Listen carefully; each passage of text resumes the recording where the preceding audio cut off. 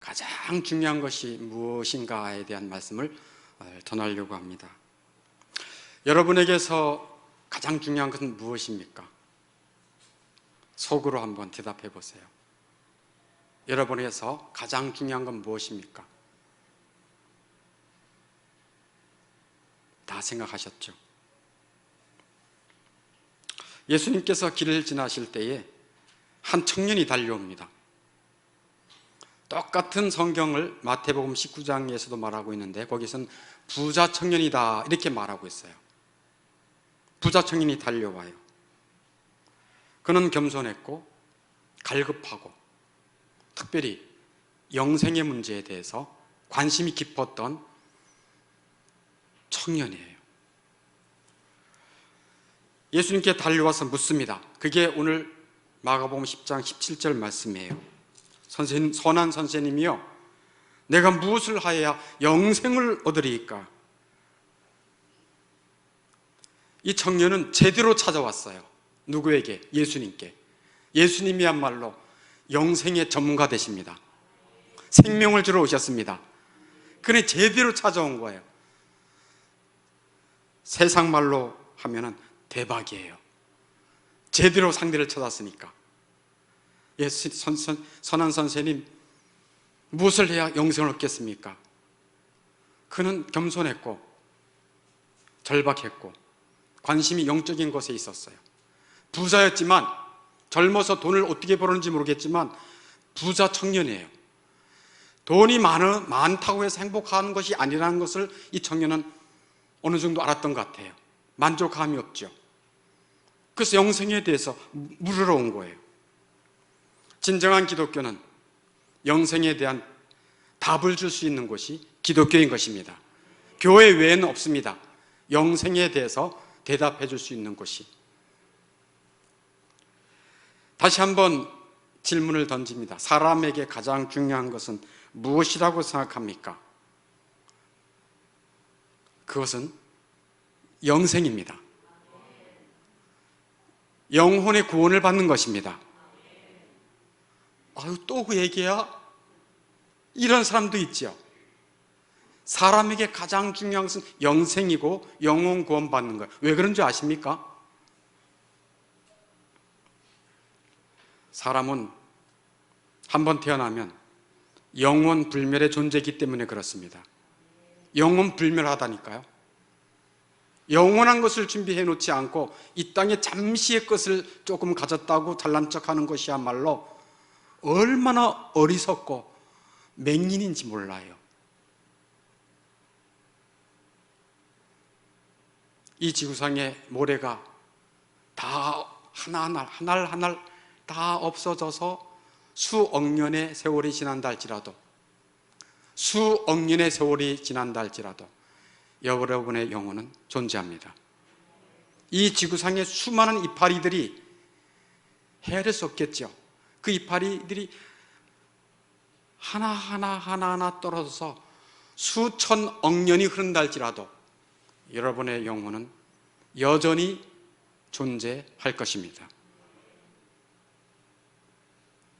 그러므로 그 영원한 세계야말로 기이한 세계예요. 그 광대한 영원 무궁한 세계, 어디에도 비할 수 없는 영원한 세계, 그것은 우리의 눈으로는 볼 수는 없지만 영원한 세계가 있습니다. 영원한 세계. 주의 나라는 영원하고 우리 영혼도 영원하기 때문에 그래요. 요즘 메타버스에 올라타라 그러면서 메타버스를 모르면 마치 시대에 아웃 오브 데이트, 시대에 뒤떨어진 사람인 마냥 메타버스에 대한 이야기들이 솔창게 돌아다닙니다. 메타버스가 뭐요? 메타버스, 버스인가? 뒤에 말하는 버스는 버스가 아니고요, 유니버스의 버스, 세계입니다. 메타, 가상의 세계예요. 메타버스 플랫폼에 들어가면 우리나라, 아니 전 세계의 또 다른 세계가 만들어졌어요. 가공해서. 그래서 내가 아바타로 들어가서 거기서 마음껏 즐길 수 있는 거예요. 쾌락도 즐길 수 있고, 돈도 벌 수도 있고, 배울 수도 있고, 사람들과 만나서 링크하면서 교제도 할 수 있다고 생각을 해요. 코로나로 말미암아 이런 가상세계에 대한 욕구들이 커져서 자연스럽게 지금 메타버스의 세상으로 아주 돌아가고 있는 중이에요. 제대로 알아야 됩니다. 이 메타버스는 말 그대로 가상세계예요. 그 세계를 움직이는 컨트롤러가 있어요. 그 안에 법이 있다고요. 그러나 가상이에요. 현실 세계에서 만족하지 못한 사람들이, 특별히 젊은이들이 많이 접속해서 거기서 자기가 원하는 욕구들을 풀어 제끼는 거예요. 잘만 대박이 터지면 돈도 수천만 원씩 벌 수 있어요. 그러니 현실과 가상이 혼동돼서 헷갈리는 삶을 살 수 있겠죠. 많은 사람들이 접속한다 해가지고 자기가 유명해지는 것처럼 착각하는데, 그거 할수록 눈은 퀭해지고 마음은 공허하고 여러 가지 현실과 초현실을 이해하지 못하는 그러한 현상이 나타날 수도 있어요. 그래서 하나님과 접촉하고 하나님과 이어지는 그런 영적인 세계보다는 가상세계에 자기를 연결해서 그 영혼이 점점 피폐해지고 하나님과는 점점 멀어지는 세상이 되고 있어요. 기도를 통해서 사실 하나님과 접속할 때 그 영혼은 생명을 얻고 은혜를 받고 만족을 얻게 되는 것입니다. 그들은 그런 가상세계를 만들 수 있어요. 여러 가지 플랫폼을 가지고. 그러나 그들은 없는 것이 너무 많아요. 그들에게는 그리스도가 없습니다. 그리스도를 믿는 자들은 그리스도와 연결될 수 있어요. 링크. 그리스도와 하나가 되고 그리스도와 교제하고 영원한 세계에 대한 소망을 가지며 그 영혼이 비록 겉사람은 후패해지지만 그 속사람은 점점 매력적이며 풍성하며 물된 동산 같은 영혼을 가지게 되니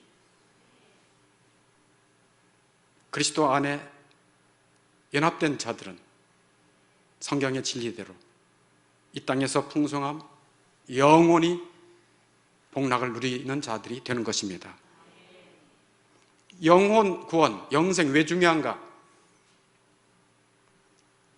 영혼이 불멸하기 때문에 영원한 것을 준비해야 올바른 거 아니에요? 여러분이 정말 여러분의 인생을 사랑하기나 하는 거예요? 여러분의 영혼을 사랑한다고 하면서 여러분의 영혼에 관심이 없다면 여러분을 제대로 사랑할 수도 없는 자들이에요. 영원한 세계에 대해서 준비도 안 돼 있고 당장 이 땅에서의 것에 연연해하고 많이 가졌다고 적게 가졌다고 자랑하고 낙심하는 그런 불쌍한 인생이 될 수 있는 거예요. 영원한 존재에 있어서 가장 중요한 것은 그 영혼이 구원받아 영생복락에 들어가는 것입니다. 만일 영혼 구원이 없다면 그는 불멸의 피조물로서 모든 좋은 것을, 첫 번째 모든 좋은 것을 상실해버린 거예요. 아무리 가상세계 메타버스에 들어가서 많은 친구들을 팔로워로 얻고 친구로 삼고 또는 그곳에서 돈을 번다 할지라도 아무것도 아닌 거예요. 영혼 구원이 없다면 영생복락의 천국을 잃어버린 것이기 때문에 가장 큰 것을 잃어버린 것입니다. 영혼 구원이 없다면 그는 영혼의 만족과 행복을 줄 수 있는 모든 것을 한꺼번에 몽땅 잃어버린 것이기 때문에 그 영혼에게는 소망이 없는 것입니다. 이처럼 영혼 구원, 영생이 중요해요. 예수님은 말씀합니다. 마태복음 16장 26절에서 같이 읽습니다. 사람이 만일 온 천하를 얻고도 제 목숨을 잃으면 무엇이 유익하리요? 사람이 무엇을 주고 제 목숨을 바꾸겠느냐? 아멘. 여기서 제 목숨은 원어로 영혼이에요.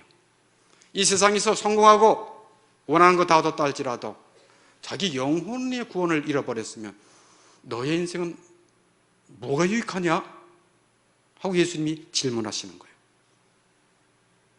그러므로 사람에게 있어서 가장 중요한 것은 영혼 구원입니다. 영생입니다.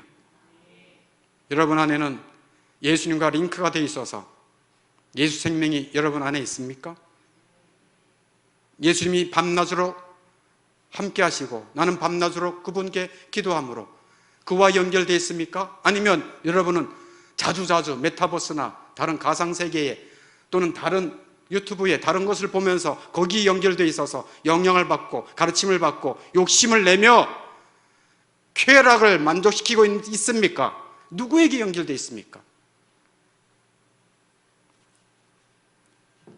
이 세상은 무서운 세상이 되었어요. 그래서 그런 세계에 접촉하는 사람들이 엄청 많습니다. 이번에 BTS가 가상세계에 사람들을 모이게 하지 못하니까 가상세계에 들어가서 춤추고 노래했어요. 1200만 명 접속해서 듣고 보면서 약 2천억 돈을 벌었어요. 아무리 큰 스타디움이라 할지라도 몇만 명밖에 못 들어가잖아요. 그러나 메타버스는 누구나 들어올 수 있어요. 이런 세계가 되어버렸어요. 그래서 교회에서 하나님께서 정하신 진리, 말씀을 통해 구원 은혜를 주고 기도를 통해 하나님을 만나서 하나님과 접속하는 그 신비하고도 경이로운 영적 세계의 맛을 구태연하다, 시대가 시대착오적인 이야기다 라고 하면서 기도의 시간, 말씀의 시간, 그것을 우습게 여기는 시대가 되어버리고 마치 그것에 메타버스로 올라타라, 거기에 같이 올라타면 이런 추세에 더 나은 삶을 살 수 있다라고 거기에 쏘을 수 있다, 그런 얘기예요.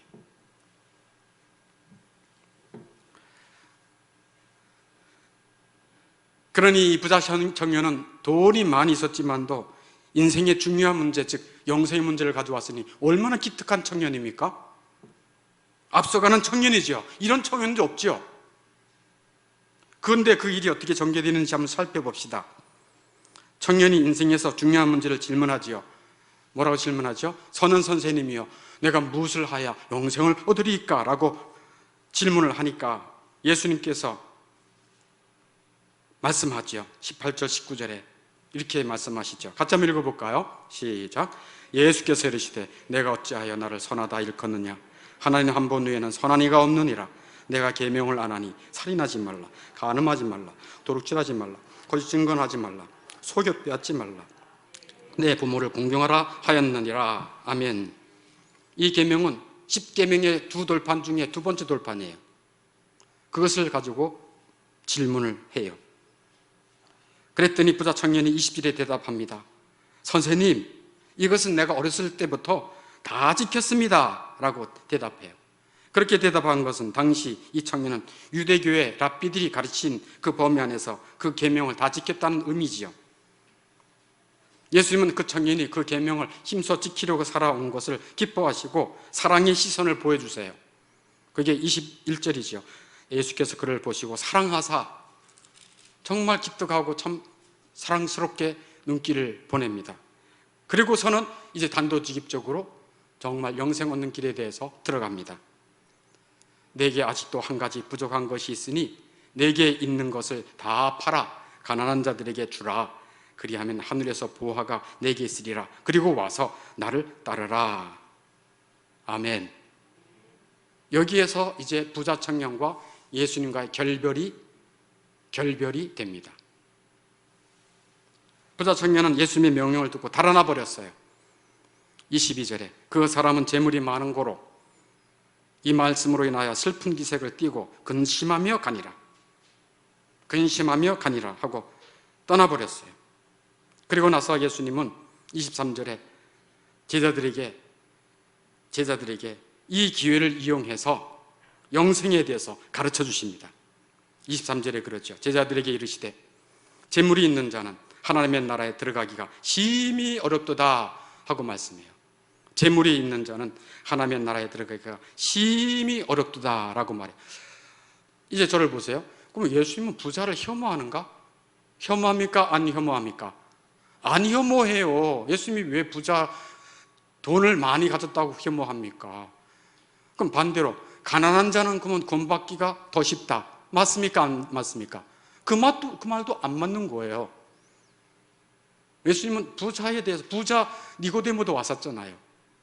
부자들도 예수님께 헌신을 많이 했어요. 아리마다 요셉도 그렇고. 부자니까 그 비싼 향을 사가지고 예수님 장사를 치르는데 했죠. 부자는 하나님의 나라에 들어가기가 심히 어렵도다라고 말씀하신 것은 예수님은 부자를 거부한 것이 아니라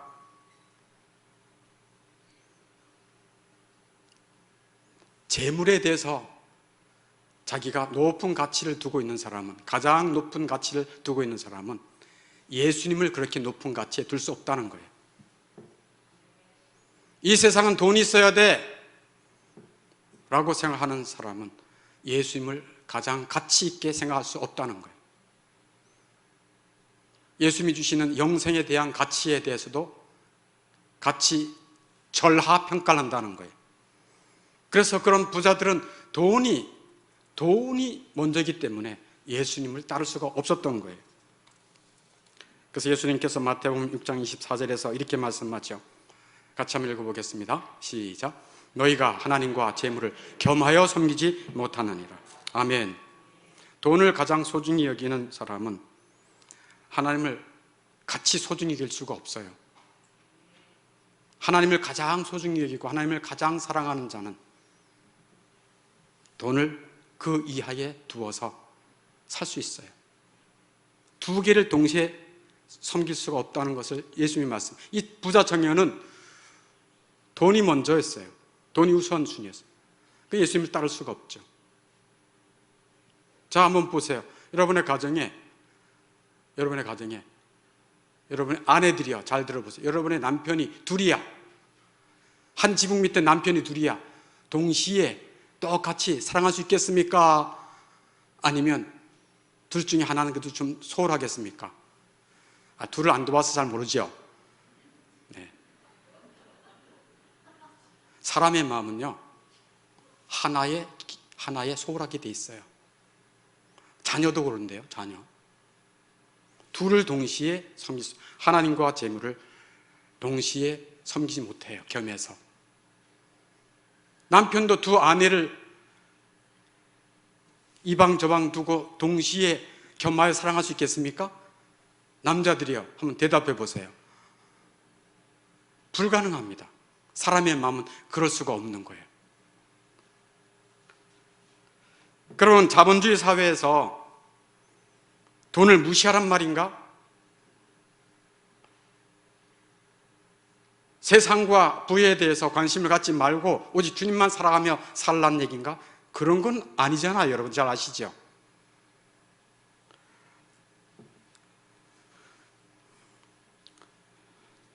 예수님은 부자를 혐오한 것이 아니고 부에 대해서도 혐오한 것도 아니에요. 그럼 뭐가 잘못된 건가? 성경을 하나 좀 찾아보면 되겠습니다. 디모데전서 6장 9절. 디모데전서 6장. 여러분 찾으셔야 돼요, 이거는요. 그래서 찾으세요, 그래도. 디모데전서 6장 9절.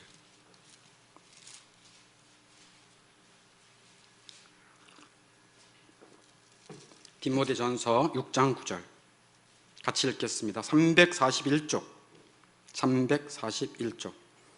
시작. 부하려 하는 자들은 시험과 올무와 여러 가지 어리석고 해로운 욕심에 떨어지나니 곧 사람으로 파멸과 멸망에 빠지게 하는 것이라. 아멘. 이 말씀 보니까 뭐가 생각나요? 초대교회에도 부자가 되려고 하는 욕심이 있는 자들이 있었구나라는 것을 알 수 있어요. 그죠? 이 말씀을 보니까 부자가 되려는 목적을 가진 자들은 위험합니다. 목적 자체가 부자야. 어떻게 하든지 부자가 되는 거야. 100억 프로젝트야. 부자가 자기의 목적이야. 그러면 그 사람은, 부하려고 하는 사람들은 여러 가지 어리석고 해로운 욕심에 떨어지고 그 사람으로 뭐에 빠지게 한다고요? 파멸과 멸망에 빠지게 한다는 거예요. 그래서 부자가 목적이야. 사업을 하든 주식을 하든 부동산을 하든 부자가 목적이야. 망해요. 그리고 믿음에서 떠난다라고 6장 10절에서 말하고 있어요. 6장 10절에 돈을 사랑함이 일만하게 뿌리가 되나니 이것을 탐내는 자들은 미혹을 받아 믿음에서 떠난다 그랬어요. 떠날 수밖에 없죠. 왜? 두 주인을 섬길 수 없으니까. 그래서 늘 근심해. 돈이 많으나 적으나 늘 근심해.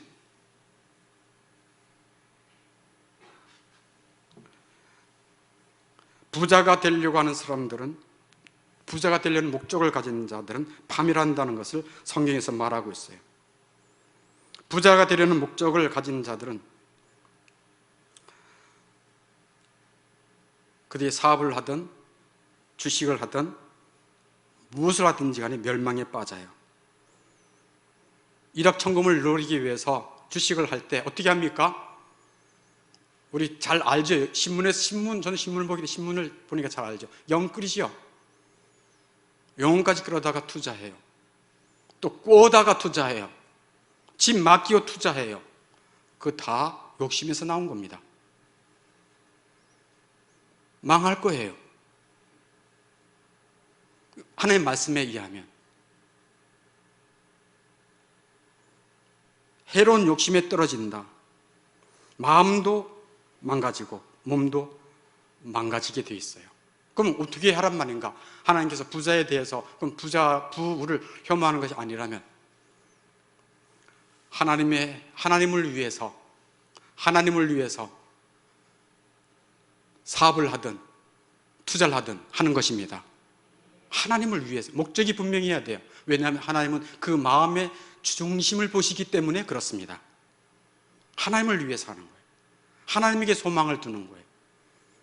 그래서 영끌, 돈 빌려서 투자하고 요즘 주식 열풍이 우리나라에 갑자기 커졌잖아요. 돈 빌려서 하는 게 아닙니다. 주식에다 투자하는 건 잘하는 일이에요. 왜? 주식회사는 어차피 돈을 투자 받아서 넉넉한 자금을 가지고 회사를 운영해 나가서 번창해 나가면 거기에서 같이 이익을 누리고 또 나라도 번성하는 거예요. 좋은 일이에요. 그러므로 여유 자금으로 시간을 두고 좋은 기업에다가 잘 투자해서 우리나라는 다 이렇게 아무것도 없는 나라가 잘 사는 이유는 세계적인 기업이 있기 때문에 그렇습니다. 굉장히 알짜 기업들이 많아요. 그런 데를 여유 자금으로 욕심내지 않고 나는 내가 이렇게 주식을 하는 것 또 사업하는 것 주의 영광을 위해서 하겠습니다. 복음을 위해서 하겠습니다. 교회를 위해서 하겠습니다. 나누는 삶을 위해서 내가 하겠습니다. 내가 하루에 돈을 많이 벌어도 하루에 10끼를 먹는 것도 아니고 나이 들수록 2끼, 3끼밖에 못 먹는데 하면서 하나님을 위해서 하겠다라고 하는 분명한 목적을 가지고 한다면 문제가 없습니다. 이해되시면 아멘. 이 금융사회에서 정말 예수 그리스도를 믿는 자들 하나님께서 지혜를 주실 겁니다.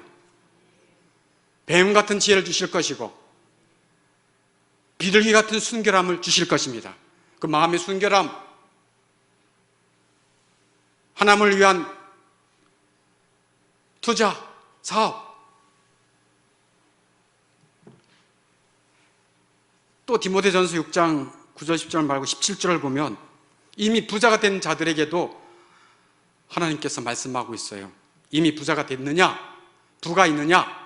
그러면 이런 초대교회에 부자들이 있었던 것 같아요. 이들에게는 이렇게 말씀합니다. 내가 이 세대의 부한 자들을 명하여 마음을 높이지 말고 정함이 없는 재물에 소망을 두지 말고 오직 우리에게 모든 것을 후히 주사 누리게 하시는 하나님께 두며. 그러니까 물질을 주시는 분은 누가 주신다고 말해요? 하나님이 주시는 거예요. 뭐 주식을 투자하든 사업을 하든 많이 주시든 적게 주시든은 하나님의 몫입니다. 우리가 욕심을 낸다고 되는 게 아니라니까요. 그래서 하나님이 주신 것에 만족하고 감사하는 거예요. 누가 힘을 주셨기 때문에? 하나님이. 신명기 10장에서도 너에게 재물 얻을 힘과 능을 주신 하나님을 잊지 말아라 하고 신명기 10장에도 말씀하고 있어요. 주시는 분은 하나님이십니다. 그래서 하나님을 믿고 신뢰하는 자는 기도할 수 있어요. 사업을 위해 기도할 수 있고 자기 애쓰는 것에 대해서 간구할 수 있어요. 그러나 많이 주시든 적게 주시든 누구의 몫이다? 하나님의 주권이에요. 그래서 늘 감사한 거예요. 적게 주셔도 감사, 많이 주셔도 감사, 어떤 형편이시든지 감사. 할렐루야. 그래서 돈 많은 자들에게, 초대교회 사람들에게 이렇게 하나님께 소망을 두라. 그리고 18절에 같이 읽습니다. 선을 행하고 선한 사업을 많이 하고 나누어 주기를 좋아하며 너그러운 자가 되게 하라. 아멘. 선을 행하고 선한 사업을 많이 하라는 거예요. 나누어 주기를 좋아하고 너그러운 자가 되라. 인색한 자가 되지 말아라 라는 거예요. 그러니까 돈에 대해서 부자가 되려는 욕심을 가진 자는 하나님께도 인색하고 사람에게도 인색하고 자기에게도 인색하고 다 인색한 거예요. 돈이 있어도 못 써. 그러나 부자들에게 하나님이 말씀합니다.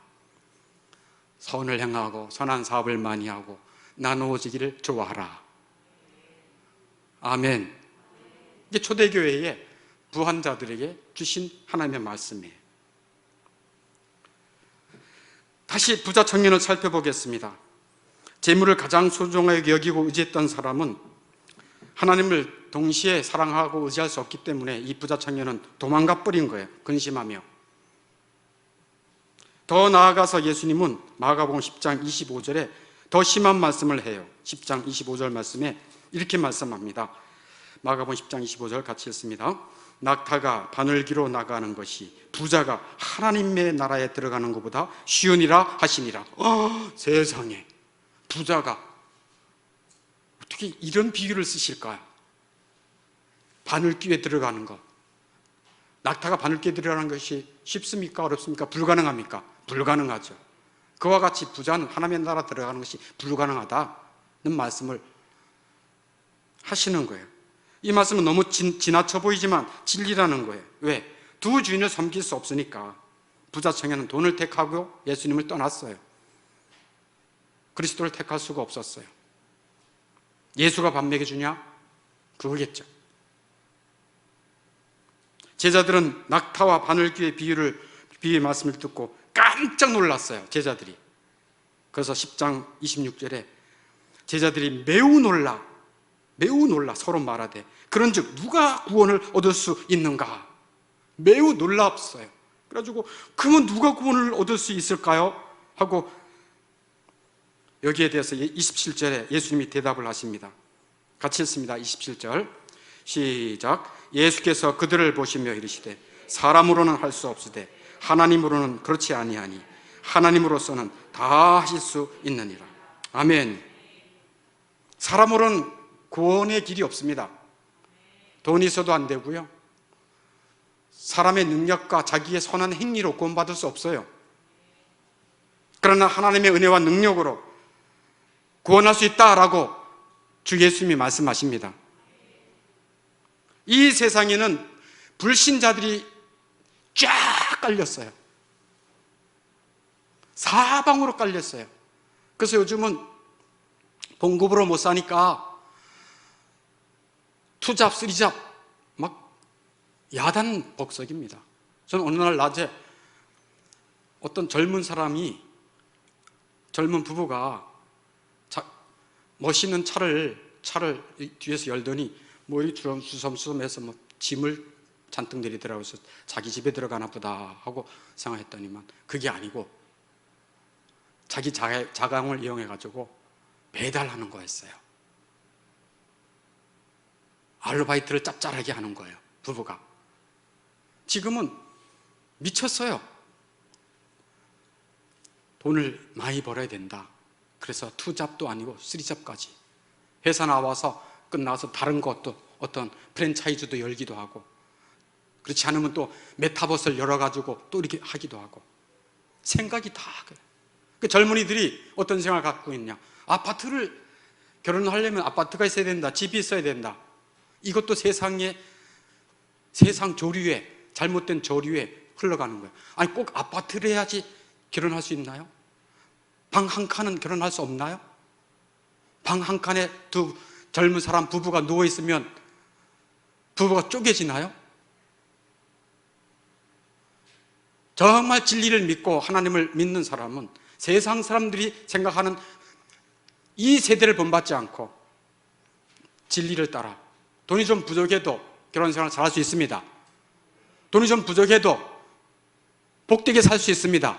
왜? 그 영혼이 그리스도와 연결되고 영원한 나라의 소망을 둔 자는 이 세상의 사람들이 호들갑을 떨며 실망하고 절망하고 죽을 것 같은 그런 삶에 함께 동승하지 않을 수 있어요. 우리 믿는 자들이 어쩌다가 예수 믿는 사람들이, 교회 다니는 사람들이 어쩌다가 세상 사람들과 비슷한 생각을 가지고 살아가는지 모르겠어요. 그걸 세속화라 그래. 세속화, 물량화, 세속화. 정말 이제 앞으로 신앙생활을 할 때 이 부자 청년과 같은 갈등이 있을 거예요. 그때 그리스도를 쫓을 것이냐, 재물을 쫓을 것이냐 할 때 그리스도를 쫓아 나아가는 진정한 믿음이, 진정한 은혜가 여러분에게 임하기를 저는 기도하겠습니다. 내 힘으로 안 돼요. 내가 여러분을 변화시킬 수 없어요. 저는 여러분 변화시킬 능력이 없어요. 여러분 저의 말 잘 안 들어요. 저는 다만 여러분의 영혼을 사랑해서 주님이 나를 오랫동안 사랑하시고 참아주시고 기다려주시고 용서해 주셨듯이 저는 여러분들을 용서하고 사랑하고 기다려주고 기도하고 그 일을 할 것입니다. 여러분을 위해서. 그리고 진리의 말씀을 증거할 거예요. 그 진리가 여러분의 영혼을 살릴 수 있기를 바랍니다. 지금 정말 무서운 시대가 왔어요. 옛날에 노멀한 것이, 옛날에 정상적인 것이 하루아침에 비정상적으로 바뀌는 거예요. 예를 들어 이런 거죠. 아까도 잠깐 얘기했지만 기도하고 말씀 듣고 묵상하고 이런 것을 아주 우습게 여기고 그런 시간을 마치 시대 뒤떨어진 이야기처럼, 그게 코로나를 통해서 벌써 교회에 정착이 되고 있어요. 안 와도 된다. 비대면으로 언택트, 컨택트가 언택트로 그걸 자연스럽게 받아들이고 있어요.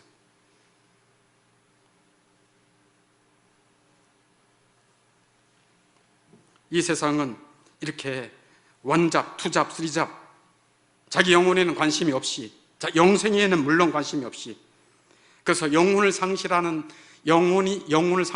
일이 다반사로 일어나고 있다라는 시대입니다. 영혼이 상실되고 있어요. 영생에 대해서 멀어지고 있어요. 이것을 참사라 그래. 참사. 영혼이 상실되는 참사가 다반사로 일어나는 시대가 지금이에요. 지옥에 가는 사람들이 희귀한 것이 아니고 천국 가는 사람들이 희귀하게 발생되는 때가 이 시대예요. 예수님께서 이미 말씀했지만 멸망으로 인도하는 문은, 그 길에는 사람들이 북적북적거리지만 생명으로 이르는 길은 사람들이 팔이 날린다. 그런 얘기예요. 정말 예수님이 하신 말씀이 가슴에 절절히 와닿아요.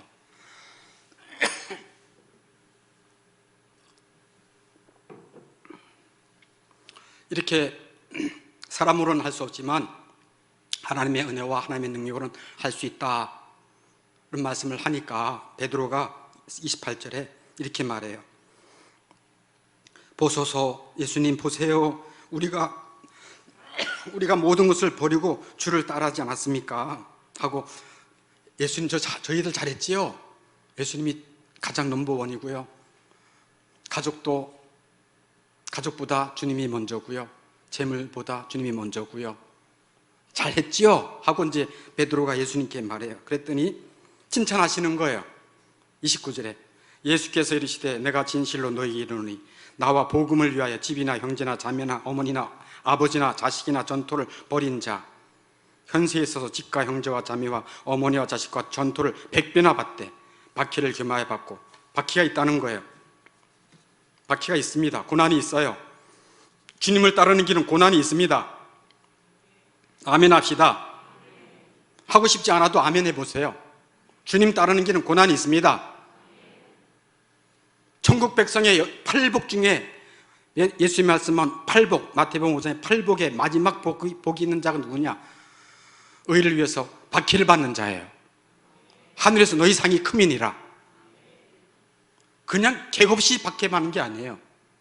세상 사람들이 예수 믿고 진리를 따라 살아가는 것이 미운 거예요. 꼴보기 싫은 거예요. 예수님이 계속 말씀하시죠. 30절에 현세에 있어서 집과 형제와 자매와 어머니와 자식과 전토를 100배나 받되 박해를 겸하여 받고 내세의 영생을 받지 못할 자가 없느니라. 아멘.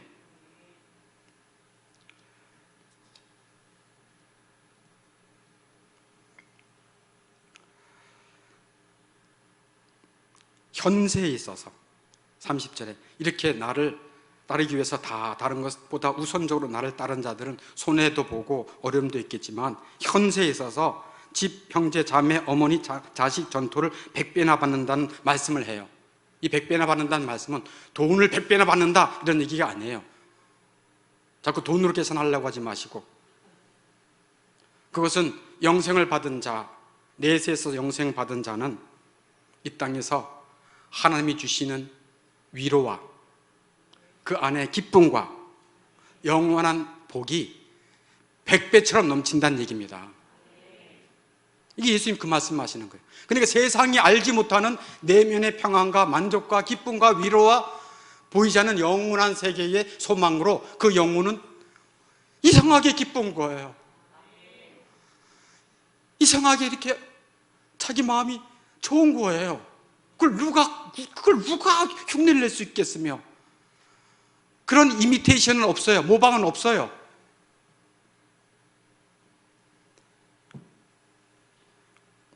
하나님께서는 고난받는 요백에 그에게 소유했던 재산과 자녀를 2배나 주셨어요. 그러나 그리스도를 따르며 고난받는 제자들에게는 100배의 위로와 100배의 기쁨과 100배 신뢰한 복, 영광을 주시겠다는 거예요.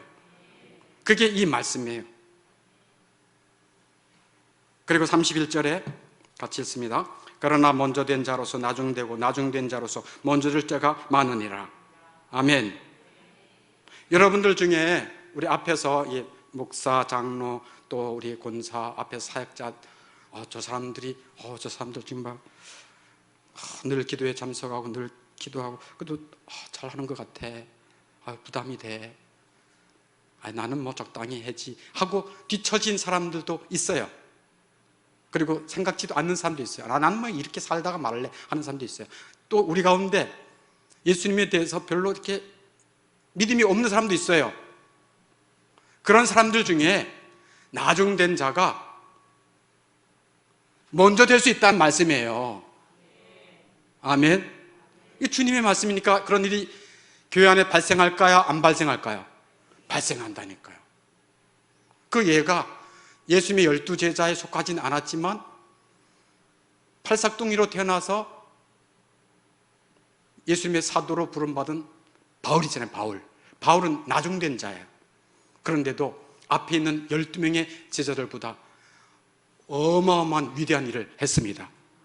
사역도 그렇고 성경 쓰는 것도 그렇고 고난받는 것, 영광받는 것 대단합니다. 그래서 예수님이 이런 말씀을 주신 거예요. 자, 이제 말씀을 맺으려고 합니다.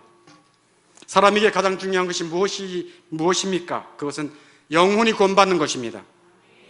영생인 것입니다. 왜요? 사람으로 태어난 자는 불멸하기 때문에 그래요. 불멸하기 때문에 그 영혼이 지옥에서 고통당하면서 불멸하느냐? 영혼이 하나님과 함께 장구한 복락을 누리면서 사랑하면서 영혼이 존재하느냐? 둘 중에 하나예요. 마귀는 세상 부귀 영화에 미끼를 삼아 우리 영혼을 지옥으로 끌고 가려고 합니다. 아예 영생에 대해서, 자기 영혼에 대해서 관심을 갖지 못하게 해요. 기껏 관심 갖는 건 육체예요. 자기 육체 좀 건강하게 조금 더 살. 아무리 바둥해도 곧 죽어요.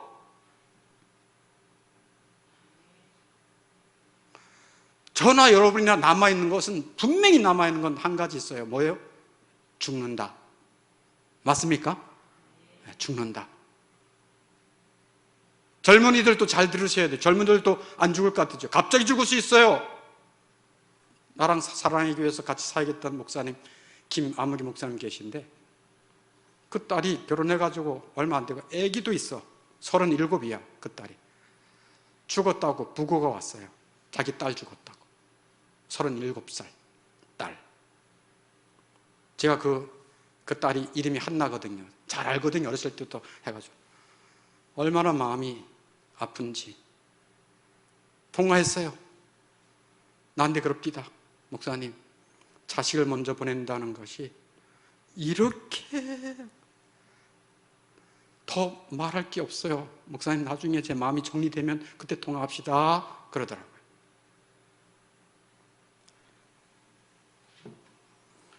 우리 육체 정욕은 계속 욕망을 만족해달라고 거물이처럼 달라 그러고, 마귀는 세상의 부귀영화를 가지고 우리를 그쪽으로 관심 쓰게 만들고, 영혼과 영생에 대해서, 그리스도에 대해서, 진리에 대해서 관심 갖지 못하게 하는 것이 그 어둠의 연기지 않습니까?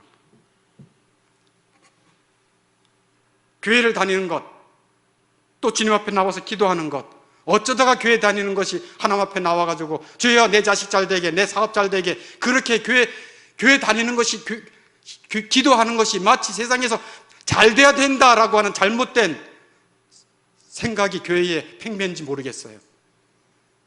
그래서 교회에 와서 간증하는 사람들 보면, 내가 이렇게 하나님을 섬겼더니, 이렇게 내가 봉사했더니 우리 자식이 이렇게 잘 되고, 내가 이렇게 성공하고 이렇게 유명하게 됐다고, 그런 간증을 통해서 사람들을 현혹시키고, 예수 믿고 영생 받은 자들은 이 세상에서 잘 되는 것이 목적이 아니라, 영생, 이미 좋은 것은 이미 다 받았습니다. 최고의 복은 이미 받았습니다. 예수님이 사랑해서 영생 받았는데 뭘 더 욕심을 냅니까? 얼마나 더 오랫동안 살겠다고 이 세상에서 욕심을 냅니까? 집이 2채, 3채 있으면 더 행복합니까? 이제 우리가 정신 차려야 할 때가 됐어요. 교회가 거룩을 추구하고, 정말 하나님이 원하시는 신앙생활이 무엇인지 진리에 귀를 기울이고, 하나님의 말씀에 귀를 기울이고, 우리 영혼이 그리스도에게, 생명이신 그리스도에게 늘 접속해서, 가상세계, 다른 어떤 이런 컴퓨터 세계에 내 자신을 접속해가지고 헛된 것을 보면서 영혼을 더럽히거나 시간을 빼앗기거나 눈이 퀭해서 피곤해서 살아가지 말고, 밤낮으로 주님과 연결되어서 살아간다면 그게 영혼을 소망하는 삶이 아니겠습니까? 베드로전서 4장 18절에 이런 말씀이 있어요. 참 무슨 말씀이긴 하지만 같이 읽어보겠습니다. 또 의인이 겨우 구원을 얻으면 경건치 아니한 자와 죄인이 어디 서리요? 네. 의인이 겨우 구원을 얻어요. 왜? 끝까지 인내하며, 끝까지 박해를 견디며 자기를 부인하고 살아야 되거든요. 왜냐하면 의인들, 즉 하나님의 은혜를 받은 자들은 하나님의 나라를 위해서 기도하는 자들이잖아요. 이전에 정말 주님을 모르고 거듭나기 이전에는 그냥 내가 원하는 것을 달라고 했잖아요. 그러나 지금은 예수 믿는 사람들, 정말 믿는 사람은 그렇게 기도 안 하잖아요. 어떻게? 내가 가정에서 피스메이커 역할을 할 수 있도록, 내 자신을 죽일 수 있도록 주여 나에게 은혜를 주시옵소서. 내가 성내지 않고 온유하고 주님 닮은 어린 양처럼 온유하며 사랑할 수 있도록, 용서할 수 있도록 제 마음에 은혜를 주시옵소서라고 기도하는 거 아니겠습니까? 직장에 들어가면서 내가 이 직장에서 정말 주를 위해서 신실하게 성실하게 일할 수 있도록 주여 도와주시옵소서. 내가 화평하는 자로, 내가 가는 곳에 정말 일할 맛이 나는 그런 자로 나를 써주시옵소서라고 기도하는 것이 기도 제목 아니겠습니까? 종교개혁 이후에 예수 믿는 기독교인들이 영향을 끼쳤던 이유가 있어요. 산업화가 발전하며 공장이 막 세워졌을 때 보니까 그리스도인들이라고 하는 사람들이 자원해서 그냥 일이 안 끝났다고, 더 해야 할 일이 있다고 자원해서 늦게까지 일을 하더래요. 늦게까지 일을 하고, 다른 사람은 시간 됐다고 다 가는데 이것까지는 해야지 하고 정말 자원해서 뭔가 다르더라는 거예요. 이 회사에서 자기 이익을 위해서가 아니라 정말 이 회사를 위하고, 그런 마음들. 빵가게를 하나 해도 내 자식이, 내 손자가 먹는다, 우리 엄마 아버지가 먹는다는 마음으로 좋은 걸 쓰고, 정말 양질의 것을 쓰면서 돈을 좀 적게 벌더라도 그렇게 사업을 하고 투자를 할 때 그곳에서 하나님의 영광이 나타나는 것입니다. 또 하나님이 그것을 어쩌다가 사람들이 알아가지고 저렇대 하고 대박이 나면 그거 어떻게 또 감당하기 못해가지고 더 겸손하게 또 아닌데 이러려고 내가 한 건 아닌데, 내가 돈방석에 앉으려고 한 건 아닌데 하면서 또 겸손하게 또 자기 사업에서 기독교 정신을 가지고 하고.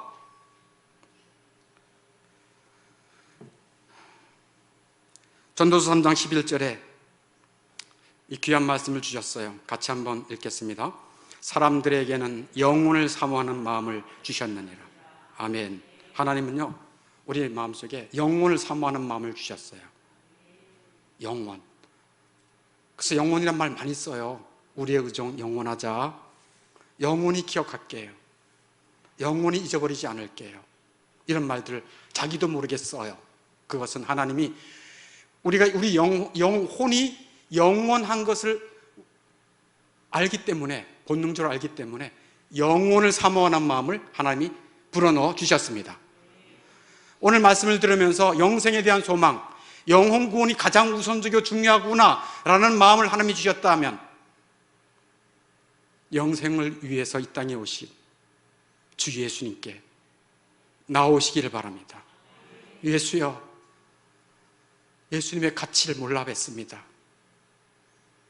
이 땅의 분주함과 이 땅의 어려운 것 때문에 내 마음이 온통 뺏기고, 주님, 이제 제 마음을 주님 앞에 올려드리기를 원하오니 영혼을 사모하는 마음이 불릴 듯 일어난다면 예수님을 찾을 수 있기를 바랍니다. 죄의 삭은 사망이요 하나님의 은사는 그리스도 예수 우리 주 안에 있는 영생이니라. 죄의 삭은 사망이에요. 영원한 죽음이에요. 지옥 형벌이에요. 그러나 죄의 삭을 속량, 속죄, 죄값을 다 갚아주시고 이제 죄 없이 다 해주시고 영생의 나라, 그 거룩한 나라에 들어가게 하실 수 있는 분은 예수이십니다.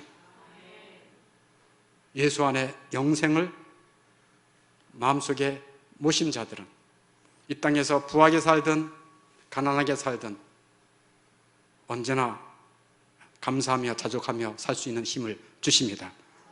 병이 들었던 건강하든 자족하며 살 수가 있습니다. 죽음이 왔던 살아있던 살든지 죽든지 주를 위한 삶이니 하며 주님 때문에 만족하며 기뻐하며 살 수 있는 것이 최고의 복, 영생을 얻은 자들의 삶인 것입니다. 여러분의 삶에 이러한 아름다움이 여러분이 공부를 하든지 결혼을 하든지 사업을 하든지 돈벌이를 하든지 모두 이런 삶에서 하나님의 선하심, 하나님의 영광이 나타날 수 있기를 주의 이름으로 축원합니다.